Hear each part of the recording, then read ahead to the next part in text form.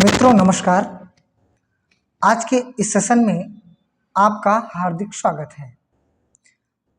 मित्रों, शिक्षा जगत से मैं आपको सारी सूचनाएं देता रहता हूं। शिक्षा जगत की जो भी सूचनाएं रहती हैं मैं लगातार आपको देने का प्रयास करता हूं। तो मेरे चैनल को यदि शिक्षा जगत से आप सभी खबरों से रूबरू होना चाहते हैं तो मेरे चैनल को अभी तक आपने सब्सक्राइब नहीं किया है तो सब्सक्राइब कर लीजिए, बेल आइकन दबा दीजिए ताकि वीडियो आपको लगातार पहुंचती रहे। पहली खबर है मित्रों, बीएड तीसरे चरण की काउंसलिंग पूरी, अभ्यर्थियों ने बनाई दूरी। तीसरे चरण की काउंसलिंग पूरी हो गई है, फिर भी अभ्यर्थियों ने दूरी बनाई है। इसका एक रीजन आप लोग समझ चुके होंगे। बीएड का जो इस समय क्रेज घटा है, बीटीसी का क्रेज बढ़ा है, जब से 11 अगस्त को सुप्रीम कोर्ट ने आदेश किया है कि बीएड प्राथमिक विद्यालय में नहीं ले जाएंगे, तब से बीएड से अभ्यर्थियों ने दूरी बनाई है। बुंदेलखंड विश्वविद्यालय द्वारा कराई जा रही बीएड काउंसलिंग का तीसरा चरण भी पूरा हो गया है। तीनों चरणों के आंकड़ों को देखें तो अब तक 11% अभ्यर्थियों ने हिस्सा लिया। बहुत कम फीसदी, देखिए मित्रों 11%, कोई मतलब नहीं। ऐसे में कई स्व-वित्त पोषित कॉलेजों की ज़्यादातर सीटें खाली रहने के आसार हैं। इससे पहले पता चलता है कि लोगों का बीएड से मोह भंग हो रहा है। 3 अक्टूबर से सोमवार तक हुई तीसरे काउंसलिंग में 2,01,000 से 4,22,000 रैंक वाले को हिस्सा लेना था। 15,800 अभ्यर्थियों ने पंजीकरण कराया, जबकि 2,06,000 ने काउंसलिंग छोड़ दी। तो मोह भंग हो चुका है, अभ्यर्थियों का बीएड से मोह भंग हो रहा है और जो मोह बढ़ रहा है वो बीटीसी की तरफ बढ़ रहा है। इसका एक बहुत बड़ा कारण है क्योंकि प्राथमिक से बीएड को हटा दिया गया है। अगली सूचना है मित्रों, कस्तूरबा गांधी विद्यालयों की छात्राओं को मिलेगा स्टाइपेंड, यानी उनको छात्रवृत्ति दी जाएगी। कस्तूरबा गांधी आवासीय बालिका विद्यालयों में पढ़ने वाली छात्राओं को 100 रुपये प्रतिमाह की दर से धनराशि दी जाएगी। इसके लिए धनराशि स्वीकृति भी कर दी गई है। कानपुर नगर और औरैया को छोड़ सभी जिलों में स्थित इन विद्यालयों की छात्राओं को इसका लाभ मिलेगा। सभी जिलों के बीएसए को निर्देश जारी कर दिया गया है। कस्तूरबा गांधी बालिका विद्यालय में पढ़ने वाली सभी छात्राओं का पंजीकरण प्रेरणा पोर्टल पर करने का निर्देश दिया गया है। साथ ही जिन छात्राओं का नवीन प्रवेश हुआ है उनका खाता राष्ट्रीयकृत बैंक के CBS यानी कोर बैंकिंग सॉल्यूशन ब्रांच में बचत खुलवाकर उसे आधार से लिंक कराने का निर्देश दिया गया है। नवप्रवेशित बालिकाओं ने जिस माह में दाखिला लिया है उनको उसी माह से स्टाइपेंड मिलेगा। ध्यान दीजिएगा मित्रों, यदि बच्ची अगस्त के महीने में एडमिशन ली है तो उसको अगस्त से मिलेगा, यदि अप्रैल में एडमिशन ली है तो उसको अप्रैल से मिलेगा, जुलाई से एडमिशन ली है तो जुलाई से मिलेगा। राज्य परियोजना निदेशक विजय किरण आनंद की ओर से निर्देश जारी किया गया है। तो ये था मित्रों आवासीय कस्तूरबा गांधी विद्यालयों की छात्राओं को मिलेगा स्टाइपेंड। मित्रों, हमारे देश ने पहली बार 72 साल बाद पदकों का शतक लगाया है, अर्थात भारत देश चौथे नंबर पर एशियाई खेलों में रहा है और साथ साथ पदकों का शतक लगाया है, जिसमें 28 शतक, 28 स्वर्ण पदक, 38 रजत पदक, 41 कांस्य पदक, कुल मिलाकर के 107 पदक यानी शतक लगा दिया।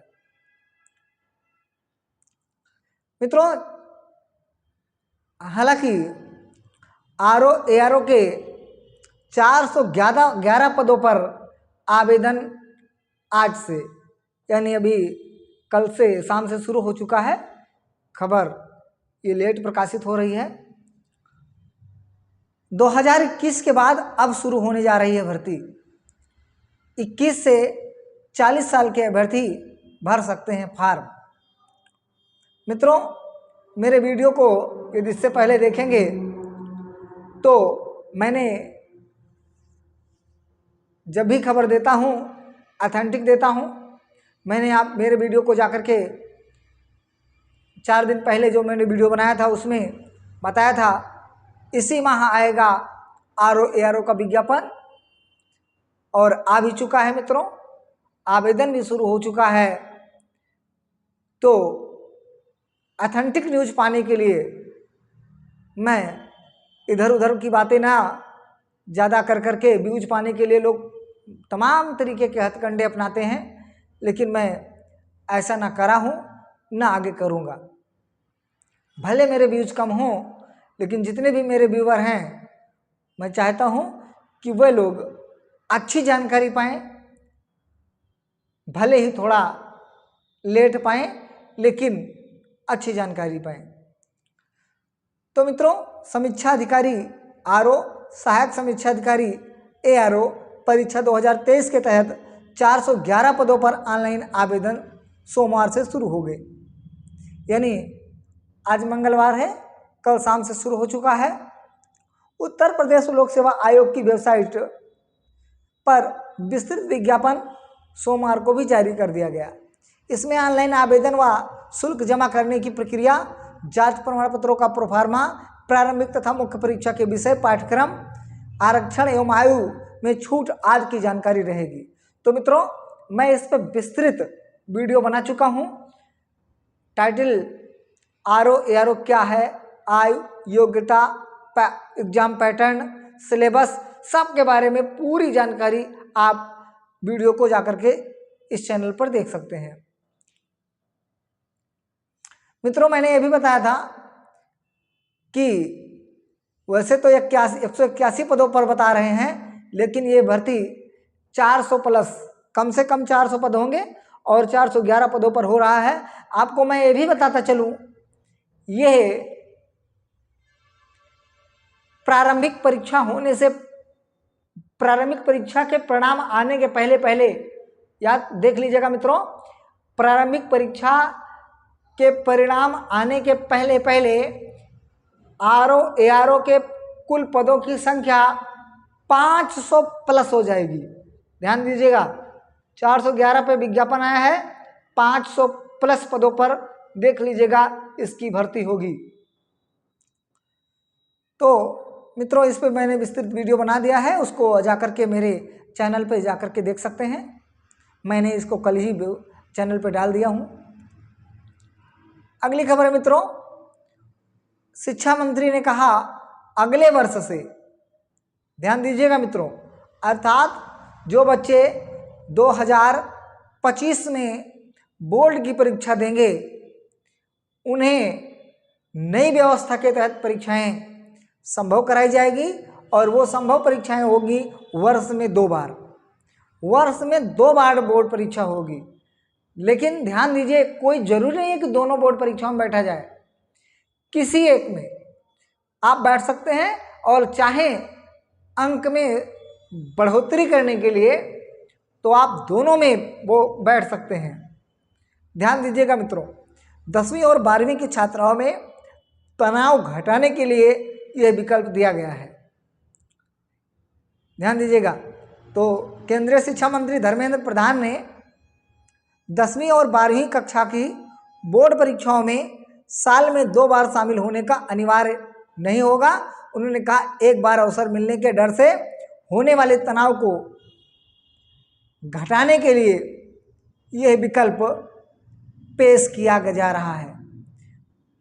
धर्मेंद्र प्रधान ने कहा कि हमारी कोशिश है कि 2024 से साल में 2 बार परीक्षाएं आयोजित की जाएं। धर्मेंद्र प्रधान यानी शिक्षा मंत्री ने, केंद्रीय शिक्षा मंत्री ने एक समाचार एजेंसी को दिए गए साक्षात्कार में कहा कि विद्यार्थियों के पास इंजीनियरिंग प्रवेश परीक्षा जेईई की तरह ही साल में 2 बार 10वीं और 12वीं की बोर्ड परीक्षा भी शामिल होने का विकल्प होगा। वे अपना सर्वश्रेष्ठ स्कोर चुन सकते हैं, लेकिन यह वैकल्पिक होगा, कोई बाध्यता नहीं होगी। अंकों से संतुष्ट नहीं तो अगली परीक्षा। देखिए, अभी मैंने इस बात को कहा था कि अगर आपके पास एक परीक्षा दीजिए, अगर आप संतुष्ट नहीं हैं, कम स्कोर है, तो और स्कोर पाने के लिए और अंक पाने के लिए दूसरी परीक्षाएं दे सकते हैं। तो साल में 2 बार भी ये परीक्षाएं होगी, हाई बोर्ड परीक्षाएं। अगली खबर है मित्रों, 10,000 पदों पर भर्ती शुरू करेगा अधीनस्थ सेवा चयन आयोग। यानी UPSSC जो है, चुनाव से पहले लगभग 10,000 पदों पर भर्ती शुरू करेगा और चुनाव से पहले होगी शुरुआत। 28,000 से अधिक पदों पर भर्ती के आयोग को मिले हैं प्रस्ताव। 28,000 में से 10,000 चुनाव से पहले करवाने का प्लान है इनका। अगले वर्ष होने वाले लोकसभा चुनाव से पहले उत्तर प्रदेश अधीनस्थ सेवा चयन आयोग 10,000 से अधिक पदों पर भर्ती प्रक्रिया शुरू करने के लिए कमर कस रहा है। आयोग को 28,000 से अधिक पदों पर भर्ती के प्रस्ताव मिले हैं। फिलहाल आयोग का इरादा 10,000 से अधिक पदों पर भर्ती प्रक्रिया शुरू करने का है। आयोग की कोशिश है कि इन पदों पर भर्ती के लिए लोकसभा चुनाव की अधिसूचना जारी होने से पहले विज्ञापन प्रकाशित कर अभ्यर्थियों से आवेदन प्राप्त कर लिए जाएं, ताकि चयन प्रक्रिया बाधित ना हो। तो ध्यान दीजिएगा मित्रों, यानी कहने का मतलब है दिसंबर के बाद या दिसंबर में कभी भी चुनाव की घोषणा की जा सकती है। ध्यान दीजिएगा मित्रों, दिसंबर या दिसंबर के बाद जनवरी में, दिसंबर या जनवरी में आपके लोकसभा चुनाव की अधिसूचना कभी भी जारी की जा सकती है। इसलिए इरादा है योगी सरकार का कि परीक्षाओं को UPSSC लगभग 10,000 से अधिक पदों पर निकाले। हालांकि उसको अध्याचन तो 28,000 का मिल चुका है, लेकिन 10,000 प्लस पर विज्ञापन निकाले और जो है तैयारी शुरू करवा दे। तो जो भी अभ्यर्थी इस बार अक्टूबर के महीने में जो पेट देने जा रहे हैं, उनके लिए भी एक सुनहरा अवसर मिल सकता है, क्योंकि अक्टूबर में परीक्षा हो जाएगी, नवंबर में रिजल्ट आ जाएगा और नवंबर में फॉर्म भरवा देंगे या दिसंबर में फॉर्म भरवा देंगे तो वो अभ्यर्थी उसमें फ़ायदा ले सकते हैं। तो मित्रों, मैं आपको बताता चलूं, जो भी अभ्यर्थी पेट की तैयारी कर रहे हैं या जो 2022 वाले पेट में क्वालिफाई हैं, वो लग जाएं। मुख्यमंत्री योगी आदित्यनाथ ने बीते दिनों विभागों में रिक्त पदों को भरने के लिए संबंधित भर्ती आयोगों को प्रस्ताव भेजने का निर्देश दिया था। सरकारी विभागों में समूह ग के पद बड़ी संख्या में खाली हैं। समूह ग के रिक्त पदों में सर्वाधिक संख्या कनिष्ठ सहायक के पदों की है। फिलहाल आयोग मैनुअल तरीके से प्राप्त हुए लगभग 6,600 पदों के भर्ती प्रस्ताव में से 5,000 से अधिक पदों के प्रस्ताव का परीक्षण पूरा कर चुका है। अन्य पदों के लिए प्राप्त होने वाले प्रस्तावों का भी परीक्षण कर विभिन्न चरणों में भर्तियों के लिए विज्ञापन प्रकाशित करने की तैयारी है। तो ध्यान दीजिएगा मित्रों, अगले महीने से दनादन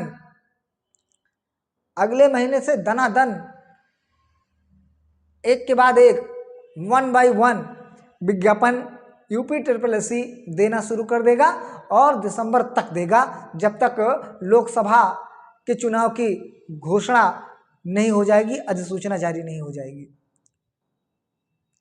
मित्रों, मैं आपको बताता चलूं, 72 साल में पहली बार भारत 107 पदक लाया है।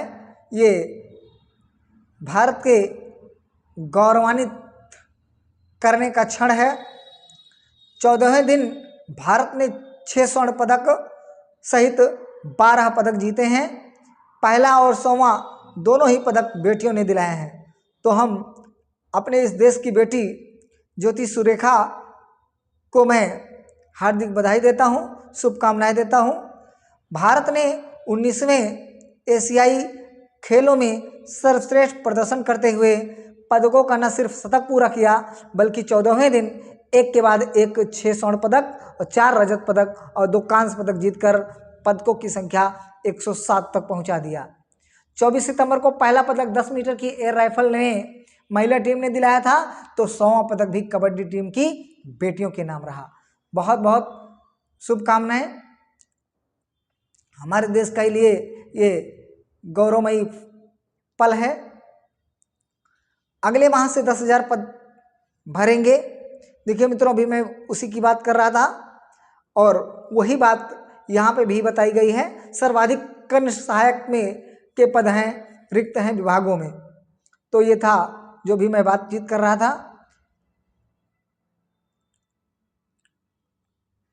मित्रों देखिए, विडंबना, प्राचार्य का फर्जी हस्ताक्षर बनाकर बाबुओं ने किया कारनामा।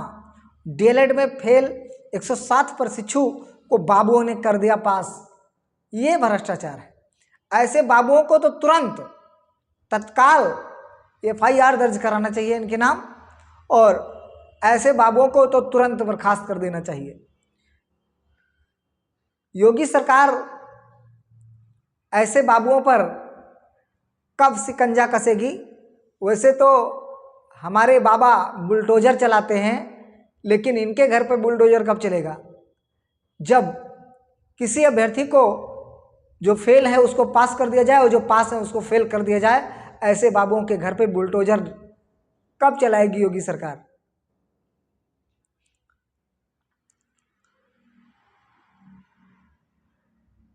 प्रथम सेमेस्टर में देखिए मित्रों, ये बहुत बड़ी खबर है मित्रों। प्रथम सेमेस्टर में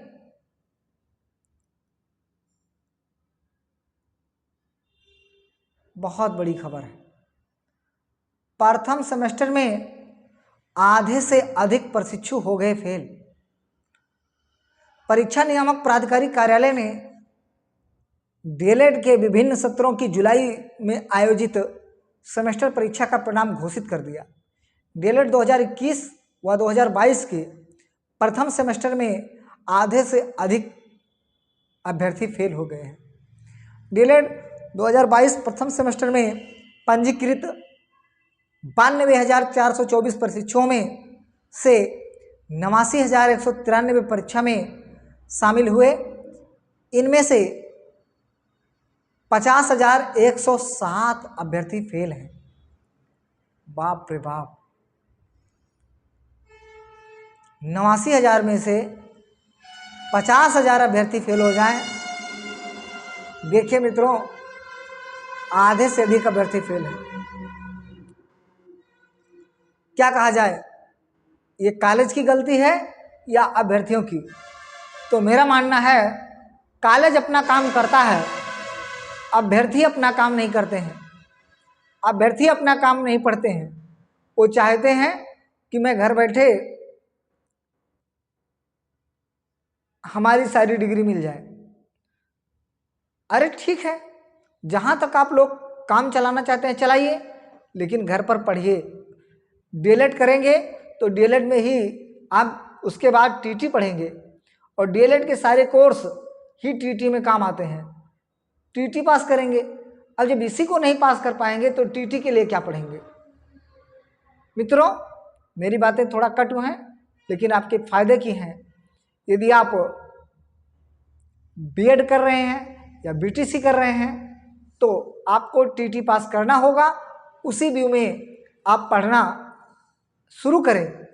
जब एडमिशन लें उसी दिन से शुरू कर दें, पढ़ना शुरू कर दीजिए। बीटीसी का सिलेबस बहुत बड़ा नहीं है, एक तो सेमेस्टर वाइज है। पहले साल भर में एक परीक्षाएं होती थी, सेमेस्टर वाइज है तो बढ़िया है। कितना बढ़िया है, सेमेस्टर वाइज पढ़ते जाइए आप अपने माइंड में को बनाते जाइए और इसी का सिलेबस जो है आपका टेट का सिलेबस हो जाता है। तो जो अभ्यर्थी असफल हुए हैं उनको आगे मेहनत करिए, निराश ना हो। एक बार गलती हो जाए दोबारा वो गलती ना हो, मेहनत करें। ये आंकड़े उसी के दिए गए हैं कि जो फेल होने वाले स्टूडेंटों की संख्या है वो यहाँ दी गई है। बाकायदा यहाँ पे आप पूरा नज़ारा देख सकते हैं।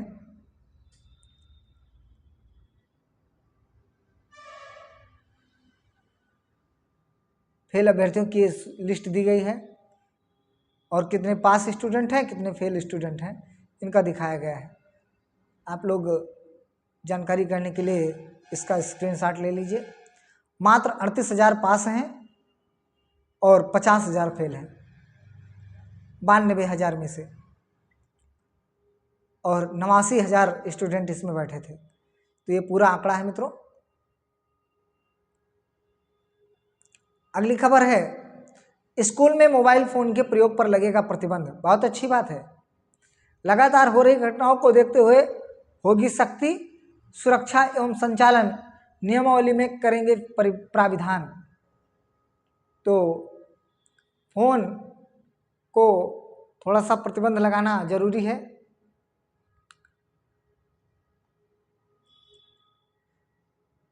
पुलिस भर्ती में एक ही बार कराना होगा पंजीकरण। उत्तर प्रदेश पुलिस भर्ती बोर्ड ने 67,000 पदों पर होने वाली भर्ती प्रक्रिया में किया बदलाव, आवेदकों को मिलेगी राहत। यानी ये भर्ती में एक बार पंजीकरण कर लेंगे तो उन्हें बार बार पंजीकरण कराने की जरूरत नहीं पड़ेगी। उत्तर प्रदेश पुलिस बोर्ड ने निकट भविष्य में पुलिस में विभिन्न श्रेणी के 67,000 पदों पर होने वाली भर्ती से संबंधित प्रक्रिया में बदलाव किया है। बोर्ड अब इन पदों पर भर्ती के इच्छुक अभ्यर्थियों के लिए वन टाइम रजिस्ट्रेशन की सुविधा शुरू करने जा रहा है। ये व्यवस्था बनाने के लिए बोर्ड ने सक्षम कंपनियों से प्रस्ताव मांगा गया है। पुलिस भर्ती में यह सुविधा मिल जाने के बाद अभ्यर्थियों को अलग अलग पदों के लिए बार बार आवेदन नहीं करना पड़ेगा।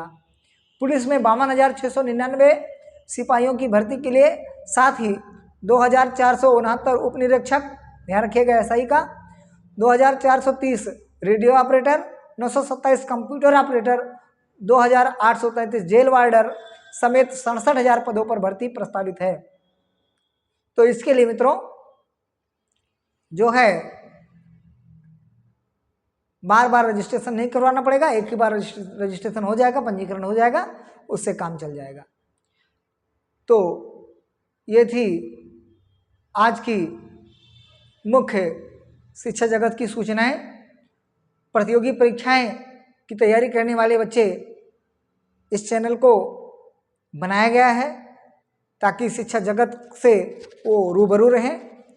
यदि मेरे चैनल को आप पसंद करते हैं तो लाइक करें, कमेंट करें, मित्रों के साथ शेयर करें, और अभी तक मेरे चैनल को यदि सब्सक्राइब नहीं किए हैं तो सब्सक्राइब करें। वीडियो को अंत तक देखने के लिए बहुत बहुत धन्यवाद।